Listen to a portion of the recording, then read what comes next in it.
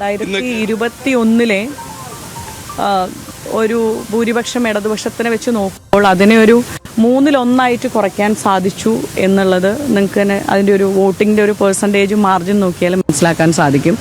അതേപോലെ തന്നെ പറയേണ്ടത് ചേലക്കരയിൽ ഒരു നല്ല രാഷ്ട്രീയ പോരാട്ടം നടത്താൻ സാധിച്ചു എന്നുള്ളത് തന്നെയാണ് ഇതിൽ നിന്ന് മനസ്സിലാക്കാൻ എല്ലാവർക്കും നല്ലൊരു രാഷ്ട്രീയ പോരാട്ടം കാഴ്ചവെക്കാൻ സാധിച്ചിട്ടുണ്ട്.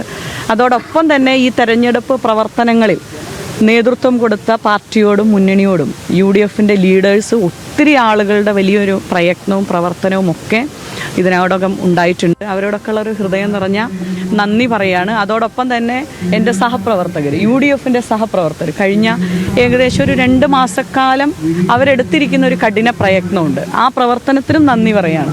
ഈ പ്രവർത്തനങ്ങളിൽ ഏതെങ്കിലും തരത്തിലുള്ള വീഴ്ച പറ്റിയിട്ടുണ്ടോ? ഒരു പഞ്ചായത്തിൽ പോലും ലീഡ് എടുക്കാൻ ഒരിക്കലുമില്ല. നല്ല രാഷ്ട്രീയ പോരാട്ടം ഇവിടെ നടത്തിയിട്ടുണ്ട്. തെരഞ്ഞെടുപ്പ് പ്രവർത്തനത്തിനകത്തൊന്നും ഒരു വീഴ്ചയുണ്ടായിട്ടില്ല.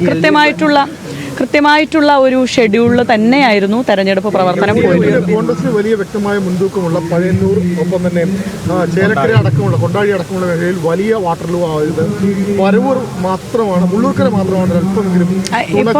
ഇപ്പം നമ്മൾ നോക്കേണ്ടത് 2021 ഉണ്ടായിരുന്ന ഇടതുപക്ഷത്തിനുണ്ടായിരുന്ന ഒരു 40,000-ഓളം വോട്ടിനകത്ത് 1/3 മാത്രമേ ഇടതുപക്ഷത്തിന് ഇത്തവണ നേടാൻ സാധിച്ചിട്ടുള്ളൂ.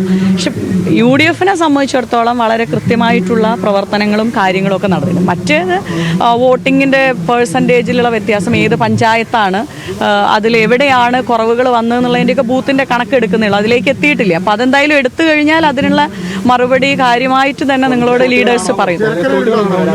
ആലത്തൂർ 2019 ഇരിക്കുന്ന മാധ്യമങ്ങളുടെ മുൻപിൽ 2019 പറഞ്ഞ പോലെ തന്നെ കോഴിക്കോട് നിന്ന് വരുമ്പം പറഞ്ഞത് ഇനിയുള്ള പൊതുപ്രവർത്തന കാലഘട്ടം ആലത്തൂർ പാർലമെൻറ്റ് മണ്ഡലത്തിൽ തന്നെയാണ്. അപ്പം അതിനകത്ത് പെട്ട മണ്ഡലമാണ് ചേലക്കര.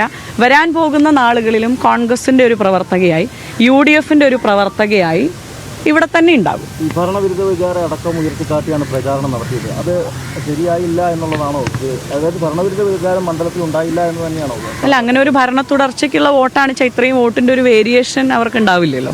കഴിഞ്ഞ ലോക്സഭാ തെരഞ്ഞെടുപ്പിൽ 5173 ആയിരുന്നല്ലോ. അതെ.